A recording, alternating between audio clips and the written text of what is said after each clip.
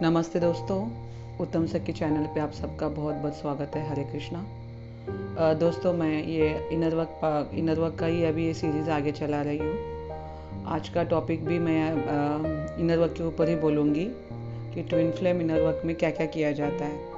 तो जैसे पहले तो आप कंफर्म करिएगा कि आप ट्विन फ्लेम हो या नहीं हो, बिकॉज़ बहुत सारे साधु संत तो इस जर्नी को मानते नहीं हैं, और जो मानते हैं तो उन्होंने भी बताया कि ये लोग ज़्यादा नहीं होते।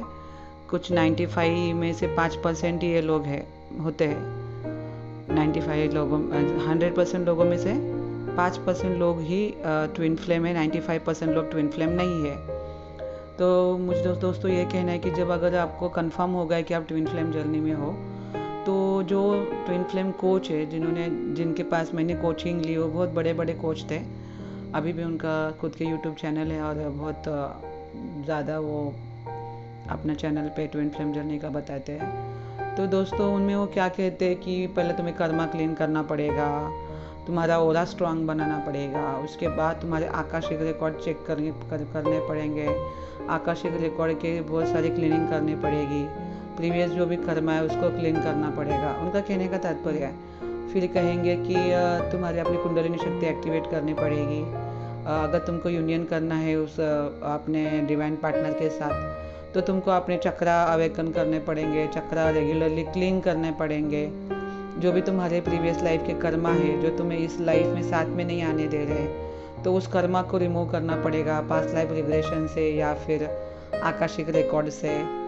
तो ऐसे वो अलग अलग चीज़ें बताते रहते हैं, जो मैंने जिनसे सीखा। मैंने क्योंकि मुझे बहुत बहुत ज़्यादा पेनिंग था, तो मुझे लगता था कैसे भी करके मेरा भी ट्विन या फिर जो भी मेरा पार्टनर है वो मेरे जीवन में आ जाए। मैं उसके लिए कितनी भी कुछ भी करने को तैयार थी मैं उस टाइम पे, क्योंकि इतना पेन था, उसकी पर्जिंग बहुत होती थी, बहुत क्रेविंग, और हर वक्त वो दिमाग में छाया होता था। तो ऐसा लगता था कब जाके मिलूँ, कब मिलेगा मुझे ऐसा। मतलब एक टाइम तो ऐसा भी आया था कि मैं ज़ोर ज़ोर से चिल्ला चिल्ला के भगवान को बोल रही थी, मुझे बस वही पर्सन चाहिए, चाहे तो आप मेरी सारी भक्ति का श्रेय दे दो, मगर ले लो, मगर मुझे वो पर्सन ला के दो। इतना मतलब हालत ख़राब हो जाती है उस बंदे के लिए। तो ऐसे में इंसान करेगा तो क्या करेगा। तो कोई कहता है तो ये सब चीज़ें उसको करनी पड़ती है। ऐसा ही ट्विन फ्लेम इनर वर्क में ये जो कोच है वो बोलते हैं कि कर्मा क्लीन करना चाहिए, तुम्हारा जंक डीएनए रिमूव होना चाहिए, डिवाइन डीएनए एक्टिवेट होना चाहिए। इतनी सारी प्रोसेस उन्होंने बताई कि मैं बोले अरे बाप रे, अभी इतनी सारी प्रोसेस कौन करवाएगा। तो कहते थे हम करवाएंगे, या किसी का एड्रेस नंबर देते थे, और फिर वो लोग अपना जो भी फीस है 8,000 9,000 10,000 बोल देते थे। और उस वक्त अगर जिसको बहुत हैवी पेनिंग है वो तो कहीं से भी कुछ भी करके करेगा ही। तो मैंने तो प्रीवियस वीडियो में बताया कि मैंने कैसे कैसे क्या क्या किया मैंने। तो दोस्तों, मैंने बहुत सारी हीलर से मैंने किसी से ओरा क्लीन करवाया, किसी से सोल क्लीन करवाया, किसी से कर्मा क्लीन करवाया, और किसी से हीलिंग लिया, चक्रा क्लींजिंग करवाया। बहुत ऐसे अलग अलग जगह पे पैसा डाल डाल के मैं आगे बढ़ी। मगर सच कहूँ दोस्तों, बिल्कुल कुछ काम में नहीं आया। वो कहते थे कि हाँ अभी हमने आपका ये किया है वो किया है, वो बस एक फ़ोन पे खाली बोलते थे कि अभी आप ऐसे सो जाओ, आपका क्लीनिंग शुरू है। तो कहते थे यहाँ टिंगलिंग होगी, वहाँ पे थोड़ा सेंसेशन होगा ऐसे। बट हुआ तो कुछ नहीं दोस्तों, मेरा रोना धोना कम नहीं कर पाए वो लोग। और अब मैं आपको इनर वर्क का वो पार्ट बताऊंगी जिसमें आप ये सारे काम कर सकते हैं एक ही भगवान को शरण जाके। देखिए, अगर आप देखेंगे तो हमारे इंडिया में बहुत सारी देवी देवताएं हैं जो हमारे डेस्टिनी में हाथ डाल सकते हैं, और हम उनको छोड़ के ऐसे थेरेपी के पास जा रहे हैं जो खाली तुमको कॉल पे बताता है कि तुम उधर सो जाओ, मैं यहाँ से हीलिंग सेंड कर रहा हूँ, और तुम्हारा कर्मा क्लीन हो गया। अब उसने क्या किया नहीं किया पता नहीं, किया कि नहीं किया कुछ पता नहीं चलता। बस वो कहते नहीं तुमको ये होगा वो होगा, थोड़ा बहुत होता है नहीं होता है, क्योंकि हम तो सो ही जाते हैं। इतना हम लोग मतलब हीलिंग के टाइम तो बहुत मुश्किल से मतलब सो ही जाते हैं हम लोग। फिर 1 घंटे के बाद फ़ोन करके मैसेज बोलेंगे कि हाँ आपकी क्लीनिंग हो गई। मैं तो सोचती थी भैया कैसे क्लीनिंग हो गई, मैं इधर वो उधर, चलो तुमने सेंड भी किया एनर्जी वगैरह ठीक है। तो क्लीनिंग करने से पहले बोलते थे अगर आप ये क्लीनिंग करोगी तो अभी आपका पीस मिलेगा, आपका कर्मा नील हो जाएगा, तो आप शांति में चले जाओगे, फिर आपका ट्विन आपके जीवन में आएगा। तो मैं सोचती थी चलो कर लेते ये भी। और मेरे 8,000 भर दिए और मेरा क्लीनिंग करके 1 घंटे के बाद बताती है कि नहीं मैंने क्लीनिंग किया। 1 घंटे के बीच में किसी और को भी उसने फ़ोन किया था और वो भी हमारे ग्रुप में थी। तो कहती है अरे आपका भी इसी टाइम पे था? बोले हाँ। तो बोलते मैं भी इसी टाइम पे हूँ। और ये बोल रही है कि नहीं मैंने 1 घंटा आपका लिया। तो मेरा थोड़ा बिलीव सिस्टम थोड़ा फिर ढीला हो गया कि भैया ये क्या चल रहा है, क्योंकि बिल्कुल नए होते हैं हम इस फील्ड में और हमारे सामने ऐसे ऐसे वीडियो आते जाते हैं। तो खैर ये मैं पार्ट इसलिए बता रही हूँ कि मैं चाहती हूँ कि लोग सतर्क हो जाए, अंधाधुंध कहीं पे भी पैसा मत डालिए, क्योंकि पैसा कमाने के लिए बहुत ज़्यादा मेहनत देनी पड़ रही है लोगों को। और जो फेमिनाइन है, बहुत सारी फेमिनाइन जो होती है लेडीज़ है, जो एक तो मिडिल क्लास से होती है, एक तो शादीशुदा होती है, कई बहुत ज़्यादा लोग तो शादीशुदा ही निकलते हैं इस जर्नी में। तो ऐसे में उस लेडीज़ को पैसा अरेंज करने में बड़ा प्रॉब्लम होता है। तो इसलिए मैं कह रही हूँ कि अगर पेनिंग है और इतना सारा कोई किसी ने बोला कि आपको ये करना है वो करना है कर्मा क्लीन करना है, तो थोड़ा स्टॉप हो जाइए, सोचिए कि आप इतना अरेंज कर पाओगे। इसलिए मैं ये बात यहाँ पे बता रही हूँ क्योंकि मैं फंस गई। तो मैं नहीं चाहती हूँ कि आने वाले जो लोग मुझसे कनेक्ट होंगे वो ना फंसे इसमें। तो फिर मैं इसलिए बता रही हूँ कि इतना सारा जो करने को बोलते हैं, आकाशिक रिकॉर्ड वाला लेता है 40,000 रुपये, पास्ट लाइफ रिग्रेशन वाला लेता है 15,000 रुपये, ओला क्लीनिंग वाला लेता है 12,000 रुपये। इतना अंधाधुंध पैसा लगा के रखा है इन लोगों ने। और उनके पास कौन जाते हैं? हमारे जैसे मूर्ख लोग, क्योंकि हम तो पेनिंग में हैं, करेंगे क्या, जाना तो पड़ेगा ही। तो अब मैं आपको इसलिए बोल रही हूँ क्योंकि ये मैंने जब 70-80 हज़ार रुपये खर्चा करके वहाँ से निकली, और किन्होंने किन किन किन की वजह से मैं बैलेंस हो गई, शिव जी की वजह से। तो एक यहाँ पे श्रद्धा लगाना ज़रूरी है। हम अपने भगवानों को क्यों भूल जाते हैं? हमारे पास यूनिवर्स ने इतने अच्छे अच्छे देवी देवता दिए हुए, हमें उनके शरण में जाना चाहिए। वो हमारे डेस्टिनी में हाथ डालते हैं। कोई रेखी आपके डेस्टिनी में हाथ नहीं डाल सकती, कोई सिंबल्स आपके डेस्टिनी में हाथ नहीं डाल सकते हो। और हम लोग बोलते नहीं वो हाथ डालते हैं, मगर ऐसा कभी चेंजिंग दिखाई नहीं देता। ये बहुत सच बात है और ये मेरे अनुभव की बातें हैं। चेंजिंग दिखाई देते हैं जब हम किसी भगवान को शरण जाते हैं, या वो शिव हो सकते हैं, काली हो सकते हैं, गणपति हो सकते हैं, सूर्य भगवान हो सकते हैं, कृष्ण भगवान हो सकते हैं। जो भी हमारी देवी देवता है, ये हमें बैलेंस करने में बहुत मदद करती है, क्योंकि हमारी जिम्मेदारी उनके अंडर चली जाती है। हम उनको शरण गए तो बिल्कुल उनकी वो जिम्मेदारी बनती है और उनको वो रिजल्ट देना पड़ता है, क्योंकि यूनिवर्स का लॉ है कि अगर आप किसी चीज़ के लिए मेहनत ले रहे तो उसका फल उनको देना पड़ेगा, और ये मिलता ही है, आज नहीं तो कल मिलता ही है। तो यही मैं कहना चाहती हूँ दोस्तों कि फिर आप कोई जिसको भी आप मानते हो उसकी शरण में चले जाओ। जैसे हमें यहाँ पे सिखाते कि तुम इमेजिनेशन में चले जाओ, फिर वहाँ पे एंजल्स आते हैं, तो हमें तो वहाँ पे इमेजिन करके एंजल्स को बुला रहे हैं जिसको हमने कभी देखा नहीं। एटलीस्ट हमने हमारे जो इष्ट देवता है, तो हमें परंपरा से, हमारे घर के परंपरा से पता चलता है कि नहीं बाबा ये शिव है, ये पार्वती है, माँ काली है।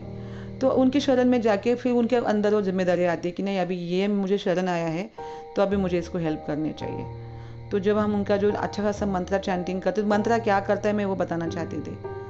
फिर मंत्रा क्या करेगा, जिस भगवान को शरण गए हो उसका मंत्रा शुरू कर दिया, आपकी प्रॉब्लम उसको बता दी। अभी ये मंत्रा 21 डेज के अंदर अंदर आपका कर्मा नील करने को लेगा।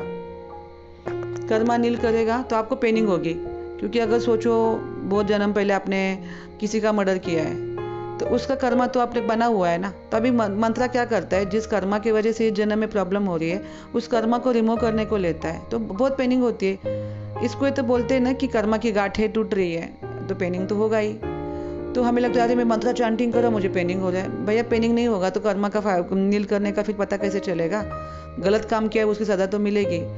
तो यही है ना। तो फिर कर्मा जैसे जैसे नील करने को लेते हैं, हम चैंटिंग करते वक्त रोना शुरू कर देते हैं, पेनिंग होता है, एंजाइटी आती है। तो मंत्रा वो काम कर रहा है, मंत्रा काम कर रहा है, आपके मन को बांध रहा है, वो आपके मन को स्थिर कर रहा है। अभी आपका मन अस्थिर है, तो बेचैन है, एंजाइटी सैडनेस में चला गया है। तो मंत्रा क्या करता है, मंत्रा मतलब मन को बांधने वाला। तभी वो आपके मन को क्या करेगा, स्थिर करेगा। मन को स्थिर हो गए तो आप बैलेंस हो जाओगे। उसके बाद आपको पता चलेगा कि क्या मैं ट्विन फ्लेम हूँ, जिस बंदे के लिए मैं इतना रोना धोना किया क्या वही मेरा ट्विन है। ये आपको कब समझ में आएगा, जब आप पेनिंग से बाहर निकलोगे। जब तक आप पेनिंग में हो उस बंदे के अगेंस्ट आप कुछ नहीं सुन सकते, क्योंकि उसी का भूत आपके सर पे सवार है 2400 घंटा। तो अभी आप क्या करोगे, इसलिए मैं बोल रही हूँ दोस्तों कि पहले बैलेंस होने के लिए अच्छा तगड़ा इनर वर्क करना चाहिए। इनर वर्क कैसा करना चाहिए? जो हमारे डेस्टिनी में हर तरफ से हमारा हेल्प करे। तो ये तो भगवान ही कर सकते हैं ना।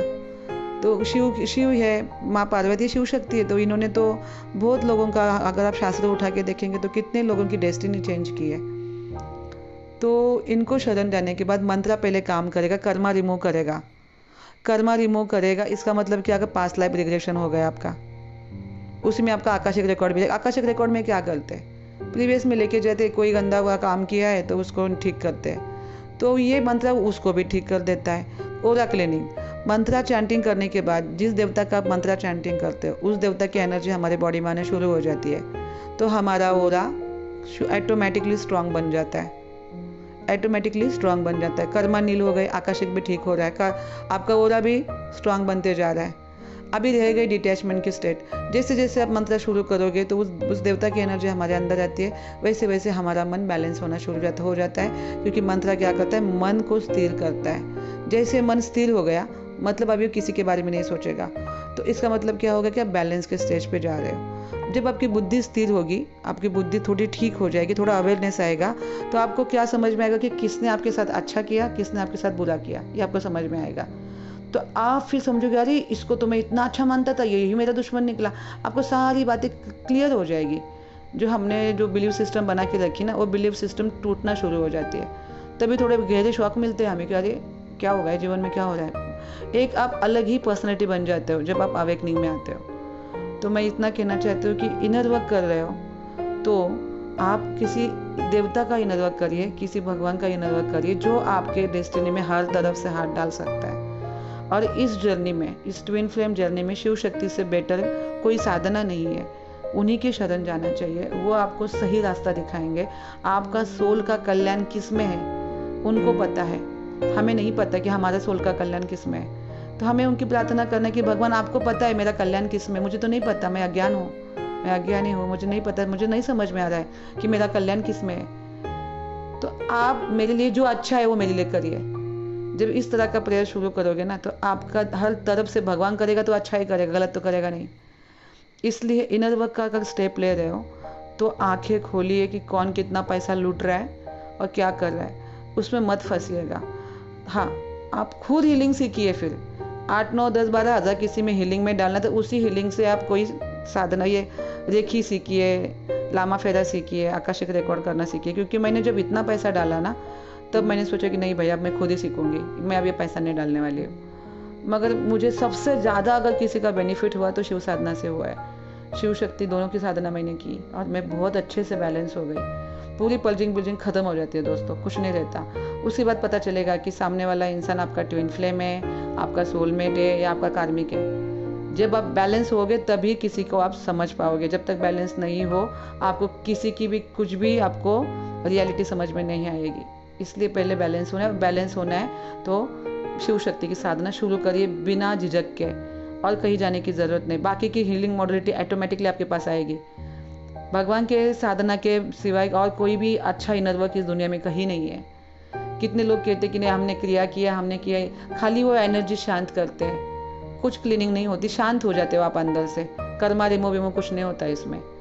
उसका फिर धीरे धीरे आपको रिजल्ट मिलता ही है। इसलिए सिर्फ एनर्जी शांत करना है तो फिर ऐसे आंखें बंद करके बैठ जाओ, फिर क्या है। मगर अगर आप किसी भगवान के शरण जाते हो तो वो आपकी जिम्मेदारी लेता है और आपको हर तरफ से आपको हाथ डालता है आपके जीवन में। तो ये मैंने अपने अनुभव के बोल रही हूँ, क्योंकि मैंने मेरी ज़िंदगी में ये अनुभव किया कि मैं किस वजह से बैलेंस हूँ और कैसे मैंने सही सही लोगों को समझना शुरू किया जब मैंने शिव की साधना शुरू की। तो दोस्तों, ये था मेरा आज का वीडियो। बहुत बहुत धन्यवाद।